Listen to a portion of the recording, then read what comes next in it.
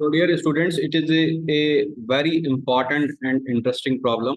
कह रहे हैं find the value of 1 plus 10, 245, 1 plus 10, 250, 1 plus 10, 260, 1 minus 10, 200, 1 minus 10, 205, 1 minus 10, 215, है ना। ये सारी टर्म्स जो हैं किस में दे रखी है बच्चों? सारी ही टर्म्स बेसिकली प्रोडक्ट में दे रखी है। ठीक है, अब इसमें मैं जैसे जैसे आपसे कह रहा हूं वैसे समझिएगा। इसमें इस पहली टर्म को देखिए और इस दूसरी टर्म को देखिए, तो इसमें आपको एक रिलेशन नजर आएगा। क्या रिलेशन नजर आएगा? ध्यान से देखिएगा। खाली मैं पहली और दूसरी टर्म को मल्टीप्लाई करके दिखा रहा हूं, तो आप इन दूसरी और पांचवी और तीसरी दूसरी और पांचवी राइट और तीसरी और छठी टर्म को खुद मल्टीप्लाई करेंगे तो आपकी समझ में आ जाएगा। तो मैं सिर्फ किस किस को मल्टीप्लाई कर रहा हूं? 1 प्लस 10 245 डिग्रीज को 1 माइनस 10 200 डिग्रीज से मल्टीप्लाई कर रहा हूं। ध्यान से देखिए, 245 को मैं कैसे तोड़ सकता हूं? 1 प्लस 10 200 प्लस 45 ऐसे तोड़ सकता हूं। और ये पूरा किससे मल्टीप्लाई हो रहा है? ये पूरा मल्टीप्लाई हो रहा है 1 माइनस 10 200 डिग्रीज। क्या बात समझ में आ रही है? ओके, बहुत ध्यान से देखिएगा।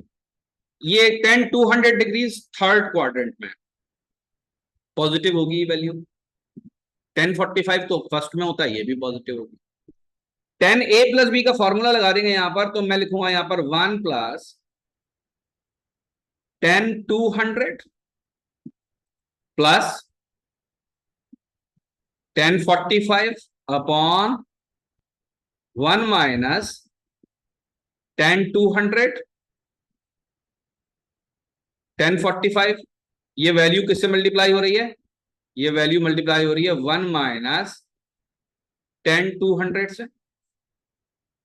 ओके, क्रॉस मल्टीप्लीकेशन करेंगे तो हमको मिलेगा 1 माइनस 10 200 1045 को मैं 1 कर देता हूं direct, plus 10 200 plus 1 upon 1 minus 10 200। और ये पूरा का पूरा किससे मल्टीप्लाई हो रहा है? 1 माइनस 10 200 से मल्टीप्लाई हो रहा है। तो बहुत ही आसानी के साथ आप इस बात को समझ पा रहे होंगे कि मैं बहुत ही सुकून के साथ इसे काट सकता हूं। ऊपर क्या काटूंगा? ऊपर इन दोनों को काटूंगा। मुझे क्या मिलेगा? मुझे मिलेगा 2। तो हर दो टर्म को मल्टीप्लाई करने के लिए मुझे क्या मिल रहा है बच्चों? मुझे हर दो टर्म को मल्टीप्लाई करने के लिए 2 मिल रहा है। इसको और इसको मल्टीप्लाई करूंगा तो 2 मिलेगा, इसको और इसको मल्टीप्लाई करूंगा तो 2 मिलेगा, इसको और इसको मल्टीप्लाई करूंगा तो 2 मिलेगा।